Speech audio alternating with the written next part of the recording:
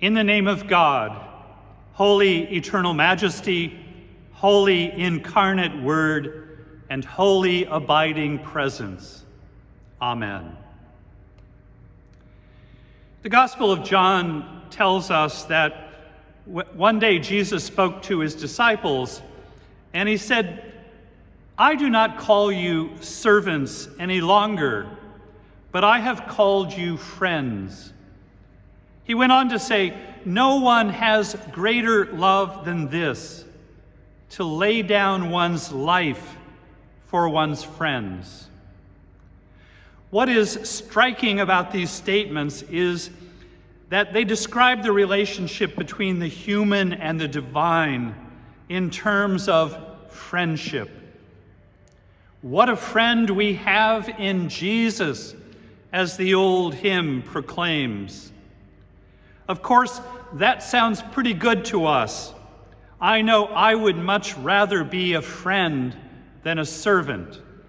It is somehow reassuring to think of oneself as one of Jesus' good buddies.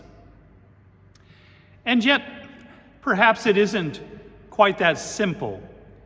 Perhaps there is more involved in the practice of friendship than we might at first think. The problem is that we may not know what real friendship is.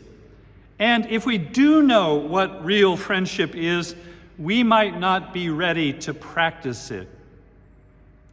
Without a good understanding of friendship, we may completely miss the point of being called friend by Jesus. Sadly, for quite a few people, real friendship is rather elusive. Remember that great John Lennon and Paul McCartney song, Eleanor Rigby, with its refrain, "All the lonely people, where do they all belong?" Those words seem to resonate with lots of people back in the 1960s, and they probably still do today. Indeed, loneliness seems to be built into modern life.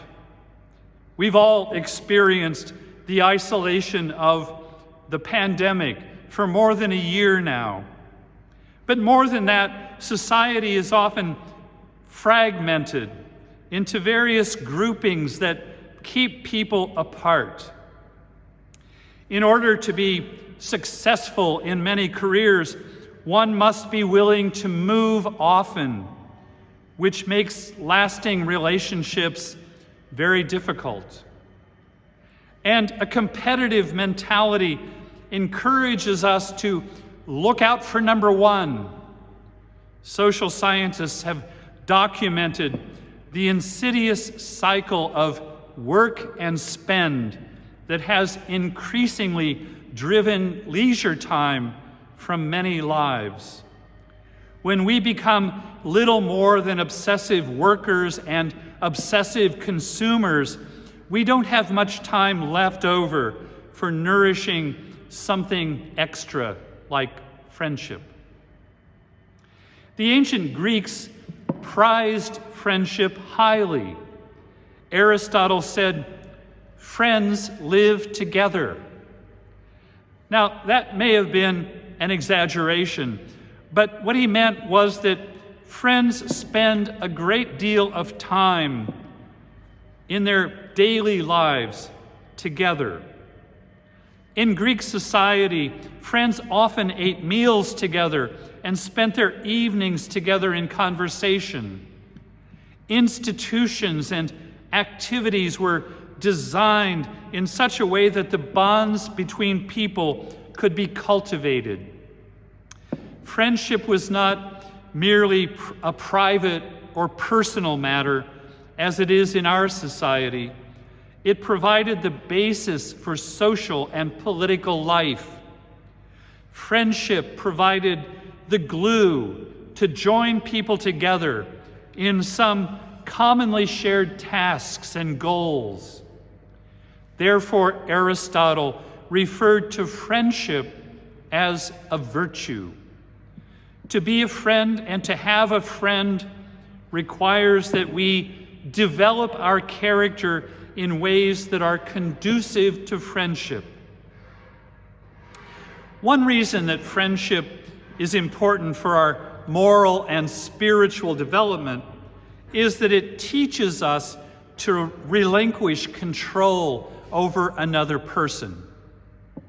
Dostoevsky said, "People are people and not the keys of a piano."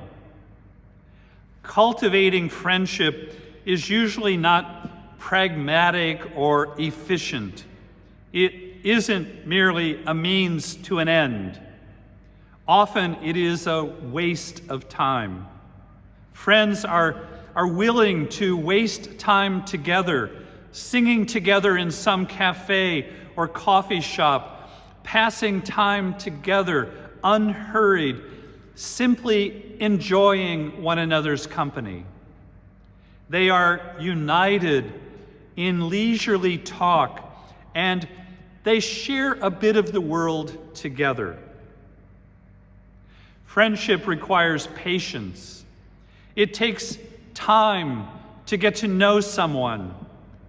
He or she is a reality that exists independently of me. My friend has an inside that is hidden from me and only slowly revealed over time. That inside will only be revealed in the context of trust. It should be no surprise that such openness takes time, since it can leave us profoundly vulnerable. Although there are risks involved in self-revelation, it is also a profound gift to know and to be known. Friendship means far more than just being friendly.